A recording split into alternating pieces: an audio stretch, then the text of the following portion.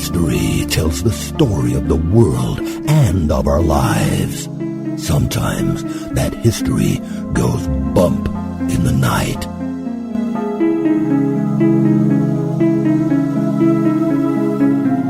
Broadcasting from the center of oddity and the supernatural in Central Florida, it's the History Goes Bump podcast.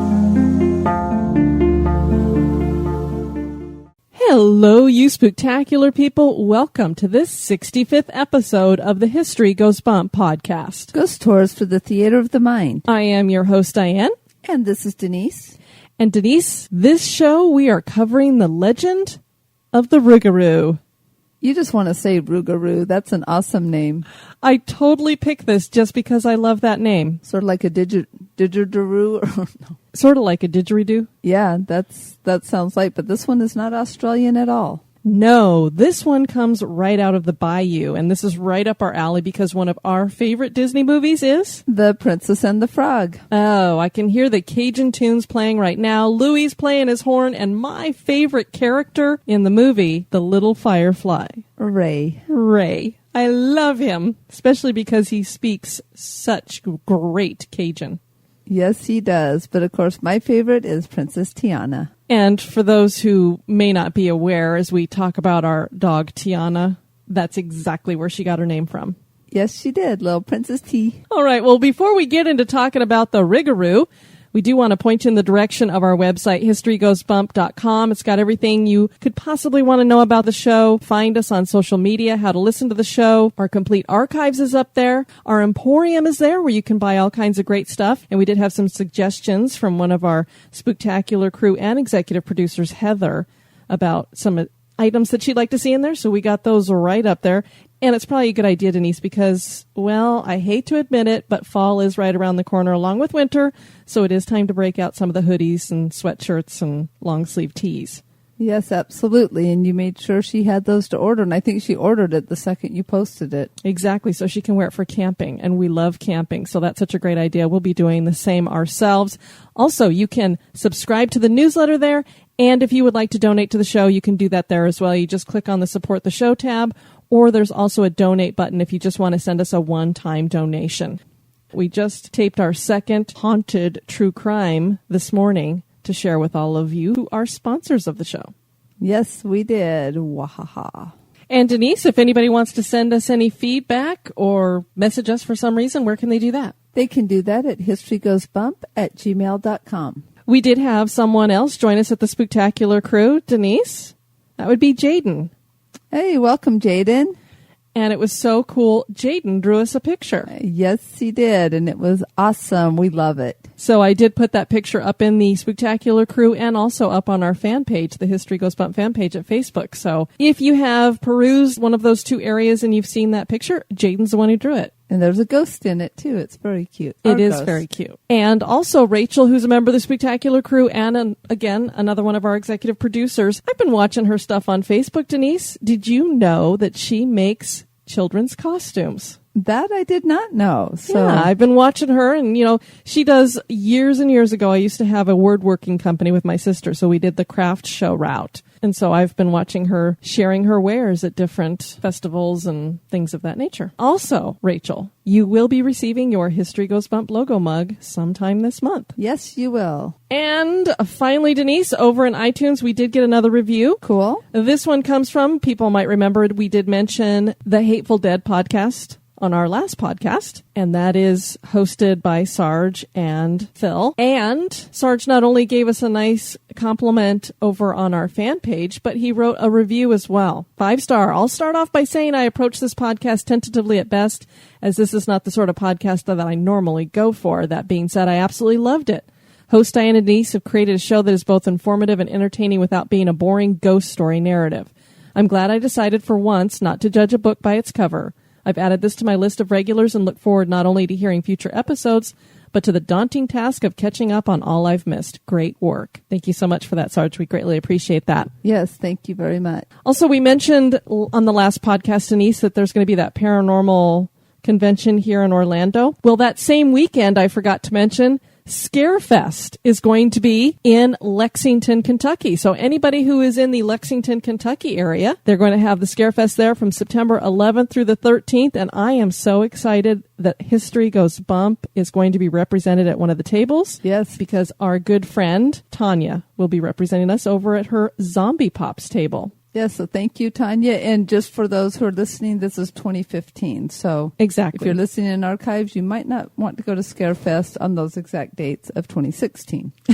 And there's probably not going to be anything there, indeed. And also because of all the wonderful help that Tanya's been doing in regards to the Scarefest and other things, she is listed as an associate producer over on our Support the Show page. Absolutely. Thank you, Tanya. And we are approaching the end of August. As a matter of fact, as we record this, it is the last day of August. Denise, last month, in the month of July, we had a little over 6,600 downloads of the show. Which that's very, very cool. That was our best ever. Yes, it was very exciting. It was very exciting. Do you know how many downloads we have for the month of August? I don't know the exact number, but I know it's over 11,000. It is over 11,000. We almost doubled our downloads from last month. That is mind-blowing to me. And again, we say it all the time. I hope that it doesn't just come across as, oh yeah, sure, whatever. Thanks to our listeners. Yes, thank you very much. You all are the ones who make this podcast happen. You know, whatever the Scarefest number 8 is, it's flashing pictures across your screen. And they look really, really creepy. So I will be just the first to say I probably will never be attending Scarefest because it's like this freaky looking clown, some werewolf looking thing, and something else. I'm like, ugh. May I just say, Denise, though, if you take it from the perspective of, look at that awesome makeup. Yeah, they also have awesome makeup over at Halloween Horror Nights at Universal, and I ain't going there either. Well, yeah, I don't think these things are jumping out from dark spaces at you, though. Oh, it's more like Face Off? You know, it's a convention, so these are probably people who are doing some of their own stuff. Okay, so it doesn't have to jump. I turn around and see this creepy face with all these, like, creepy clown. I would be screaming. He wouldn't have to jump. All right, I'm going to hit the little X here. There, Scarefest went away. It's no longer on my computer but have screen. fun, Tanya. I'm sure it's going to be awesome. And our listeners know that we like to share podcasts with them when we find a really cool one. I found another great one, themythpodcast.com. Check that out. It's the Myth and Legends podcast. It's how you can find it over on iTunes. Jason is a great host, and the legends he's covered so far are Aladdin, Mulan, several of the knights in King Arthur's court. Just lots of great stuff. He digs deep and pulls out as close to the truth as he can. And he does it in a very entertaining way. So I highly recommend it. Are you ready to talk about the Rougarou? I am ready to talk about the Rougarou.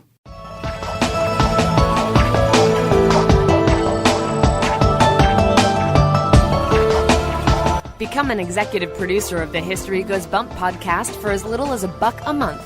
For $5 a month, you can access exclusive content like the Haunted True Crime Bonus Cast. And for $10 and above a month, you get all that plus awesome History Goes Bump gear. Check out patreon.com/historygoesbump for more information. Or you can give us a one-time donation by clicking the donate button at historygoesbump.com.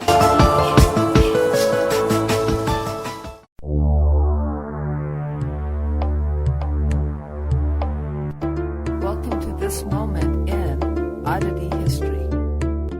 Why not make yourself useful when you're dead? You've heard of sustainable fish. Why not sustainable burials? Capsula Mundi, a company out of Italy, has introduced organic burial pods. These pods look similar to the alien pods featured in the movie Cocoon. If you're young and haven't seen that great movie, Google it. A dead body is put inside the burial pod that is made of biodegradable plastic starch. The pod containing the body is buried beneath a young seedling tree chosen by the dead person's family. As the tree grows, the roots wrap around the pod and feed off of the nutrients of, well, the human fertilizer. This process makes you and I tree food. Rather than a field of tombstones, cemeteries would become forests. As avid taphophiles, we vote for having a tombstone near the burial trees at least. This process would help do away with the 800,000 gallons of embalming fluid used each year, and the millions in pounds of copper, bronze, steel, and wood needed for caskets. The idea of being food for not only bugs, but for a single tree does seem a bit strange, but in the end, just think. Someone might decide to use your tree like Shel Silverstein's The Giving Tree, and then you can be part of someone's house too. Now that certainly would be odd.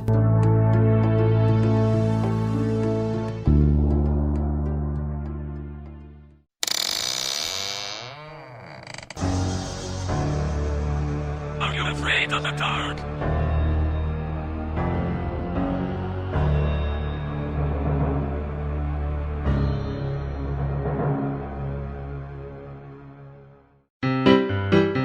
This day in history. On this day, September 3rd, in 1838, a 20-year-old black slave named Frederick Bailey escaped from his master in Baltimore. The young Bailey had yearned to be free and had tried to escape 2 years earlier. A fellow slave betrayed him and told the slave master of Bailey's plan. Bailey was thrown into jail and then sent to the shipyards to work there. He learned the trade quickly and adopted the jargon of a sailor. All of this was to prepare him for his next daring escape. On September 3rd, he disguised himself as a free black sailor and jumped aboard a carriage bound for the train station. He carried a friend's protection pass, which worked the same as free papers. When he arrived at the train station, Bailey skirted around the ticket agent and jumped aboard the train into the segregated car. As the conductor came through the car, Bailey held his breath. The physical description on the pass did not describe Bailey in the least. Thankfully, the conductor was distracted by the beautiful eagle emblazoned on the pass, and he did not read the pass in its entirety. He collected Bailey's fare. The escape continued aboard ferries and other trains, and Bailey finally made it to New York. Bailey later moved to Massachusetts and worked as an anti-abolitionist. He feared capture from escaped slave catchers, and so he changed his name to a name that would live into infamy, Frederick Douglass.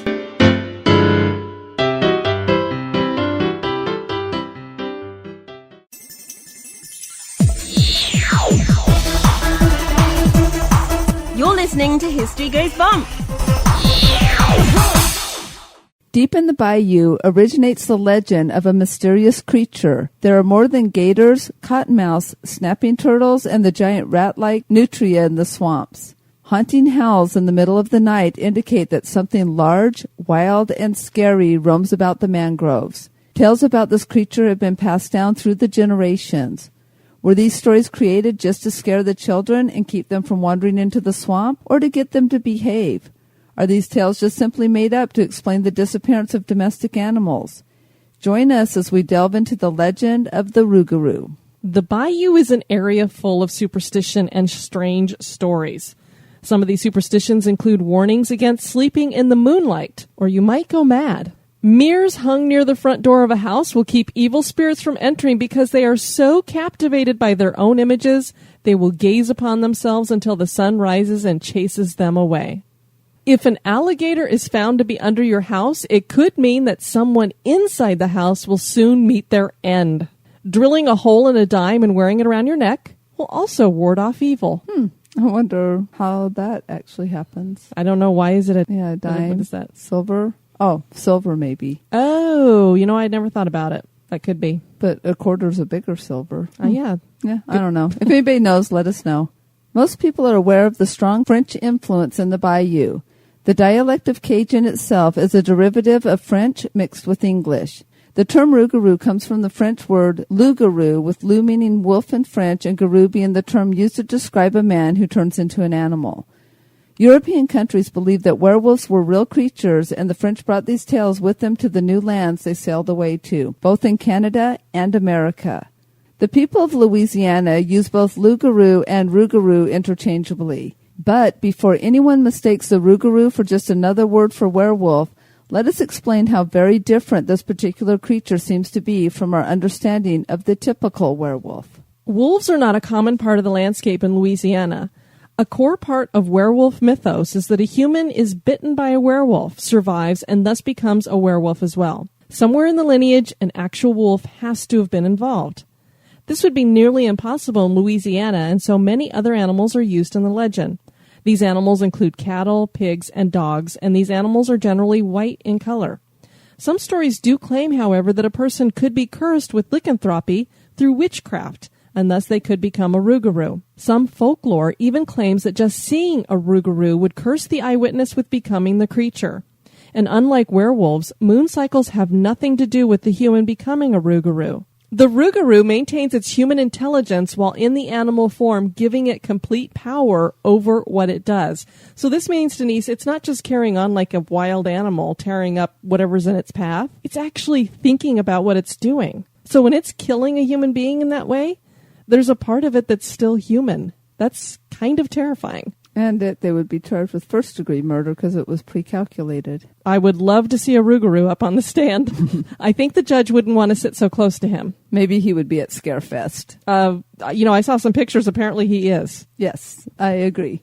An even more bizarre twist to the legend is that sometimes a Rougarou will venture into a small town, not seeking people to devour, but looking for someone to deal it a fatal blow so that it can be freed from the curse. Upon being shot or mortally wounded in some other way, the Rougarou will transform back into a human and tell its attacker his true name. The attacker must not repeat the name or even tell anyone about the incident for 1 whole year, or he too will be afflicted with the sickness that will turn him into a Rougarou. One such tale claims that a young boy was walking out of the bayou when a white dog came nipping at its heels. The boy became angry and slashed the animal with a knife. The dog transitioned into a man, and he warned the boy not to tell anyone what had happened. The boy could not resist, and he told several friends. Soon he was disappearing from his room late at night. He would return in the morning with no explanation as to where he had been. Several months later, he was found dead in the street, and the police claimed it was a suicide. But we know better, and hopefully this did not result in a new Rougarou terrorizing the town. It is quite clear that the Rougarou is some kind of shapeshifter. But what exactly makes this creature dangerous? Apparently, the Rougarou is a bloodsucker like many of its other counterparts, the chupacabra and goatman being examples. But even that is not where the true danger comes in regards to this creature. Some believe that the Rougarou has nothing human about it at all, and rather that it is some kind of demon that has taken on human form, albeit an animalistic human form. Its proportions are almost impossible, with people claiming that it rises to 7 or 8 feet tall. It has large canine foreteeth and even more horrifying, red glowing eyes. The Rougarou is accused of abducting people and leaving their torn open, bloodless bodies in the bayou somewhere. You remember when we did our other show, we had the guy who was the cryptozoologist that was on the show? And he had talked about a wolf-like thing that had glowing red eyes, but it was, what was that one called? I can't remember. It was like the Dogman or no. I'm trying to remember because we talked to Linda Godfrey, and she's the one who does the Dogman. Was it the Dogman? Maybe it was Linda Godfrey that we talked to, because I just remember that people would see it with their car, and it had red glowing eyes, and it was this huge dog-like, but on 2 feet. I'm thinking it was Linda Godfrey that had mentioned that there was this creature that had the glowing red eyes. And I think it was in regards to the Dogman, which would make sense because Chupacabra is kind of considered to be a dog-like creature. And she definitely had mentioned the Goatman as well. You're talking about something that is an upright creature that can walk on its, 2 legs. It's bipedal. Right. And I think she'd mentioned that was one of the features was these glowing red eyes, which makes you wonder, where does that come from? Because if you were to shine a flashlight at an animal and you're getting the reflection back from them, generally, I don't believe you're going to get red. You're going to get more of a green. Or they're kind of like, they look like little... Or yellow. Little neon, like when we saw the raccoon reflecting back at us at Chrissy's farm. Because of course you get red eye when you take pictures, but this is before people were ever taking pictures of it. But it's interesting that they think it might be some sort of a demon. I wonder if that's where the red eyes would come in. Could be. But it kind of gives claim that they're seen in more than just the bayou, possibly, just a different name. Well, what I think is interesting about all of these legends is it's not just so much that it's a different name for a different region and it's just the same creature, because a lot of people say, oh, well, a Rougarou is a werewolf. No, it's not. They're all different creatures. So it just makes you wonder why these different regions, if it's just that the legends have changed because that's the creature that would fit that particular area. Like we have our swamp apes here in Florida. You don't hear about a swamp ape anywhere else. Well, it could just be the region just in general with animals. And if you're talking about more of these type of animals, because like we don't have prairie dogs here, but they run all over Colorado, but we have armadillos here. So they're totally different animals, but so it might just be regions. They're similar in features, but they're different because of the region that they're living in. Indeed, and we're talking as if these things actually exist. Do they? I don't know. These stories came from somewhere. Is it because they saw something, or were they just making up scary stories? I'm one of those people, although I'm a skeptic, I am open-minded, and I believe that a lot of this stuff all comes with some grain of truth to it. Exactly. The legend is so strong that many reality shows have featured investigations about the Rougarou. Destination America featured the legend on their Monsters and Mysteries in America show. History Channel's Cryptid the Swamp Beast covered reports of torn-apart animals in Louisiana, with many locals claiming that it was the Rougarou. Even the Audubon Zoo in New Orleans has an exhibit featuring the Rougarou. Texas Cryptid Hunter reports on his blog the following story. Back in 1996, the DeQuincy News reprinted a rather unusual story.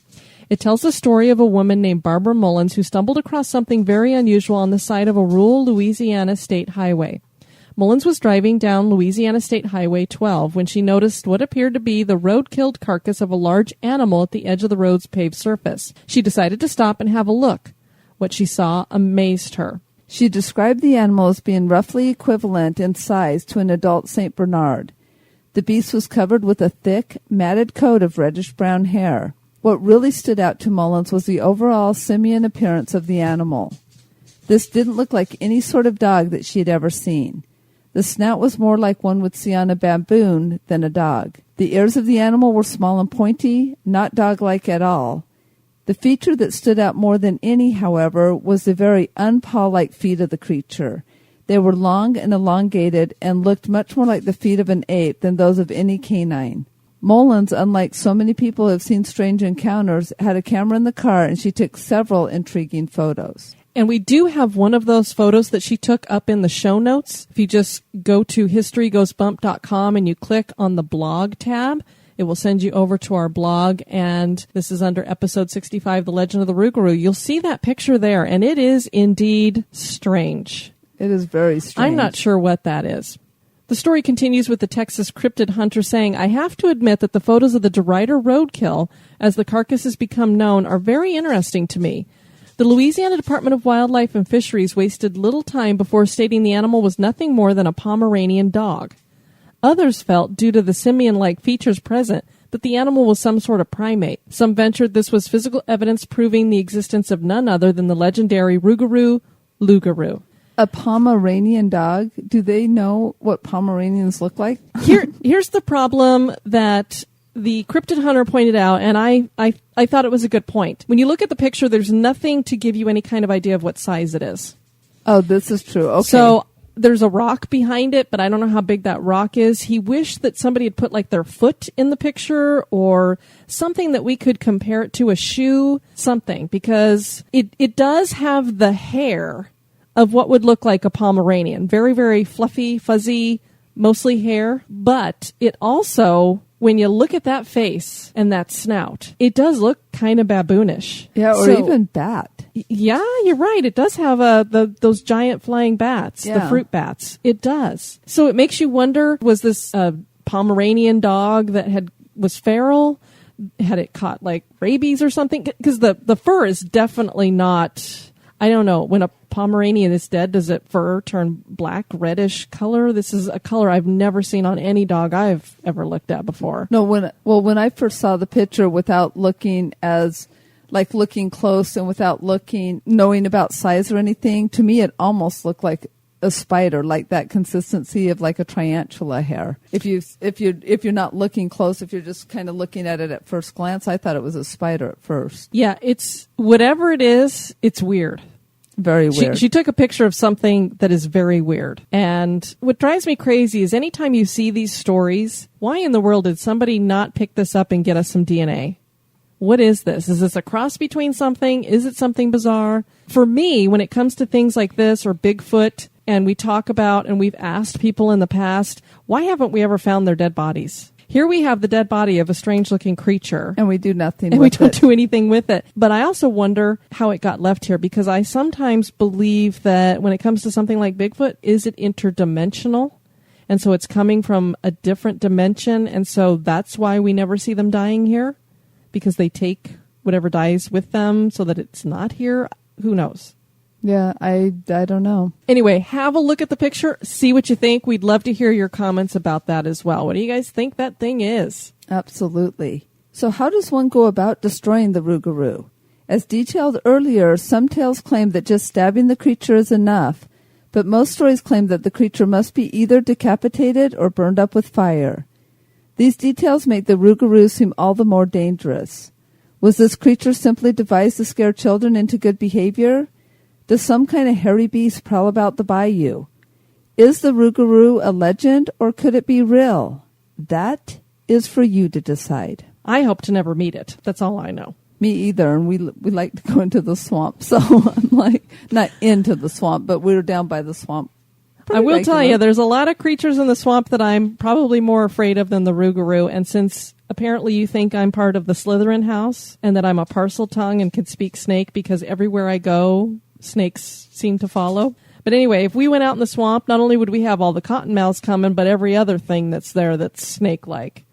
And then, of course, you have your alligators and who knows what else. But you have that cute little voodoo lady from The Princess and the Frog. I'm not messing with voodoo either. That's probably more terrifying than the snakes. Exactly. All you have to do is hang the bottles in your tree. That looks really cool, actually. All the glass bottles, all the different colors. Denise, that doesn't work in palm trees. I'm sorry. I'll have new decorations out come September. And I can tell you the HOA, if we start hanging bottles out in our magnolia tree, we're going to get the boot or a huge fine. Something. I'll tell them, no, you go back down here, honey. It ain't no trouble at all. Would you like to come in and have some gumbo? I actually make pretty good gumbo. You do make a good gumbo. Denise, on our very next show, we're going to go to Ohio. Ooh, and what's in Ohio, Diane? The Ohio State Reformatory. Ooh. Yikes. State reformatory. You put state in anything to do with locking people up, and it's definitely going to be haunted. Not a good thing. No, not a not good at thing. all. We want to thank everyone for joining us on this show. I've been your host, Diane. And this has been Denise. You take care now. Bye-bye. Executive producers for this episode have been Levi Drescher, Rachel Cooper, Dan Foytik, Janice Carlson, Patty Hunt, Stephen Pappas, Jade Lewis, Heather Williams, and Liana Sapien. Thank you. Be sociable. Drop the chain rattling, neck biting, and shape shifting, and join us on Facebook and Twitter at History Goes Bump. Like the page,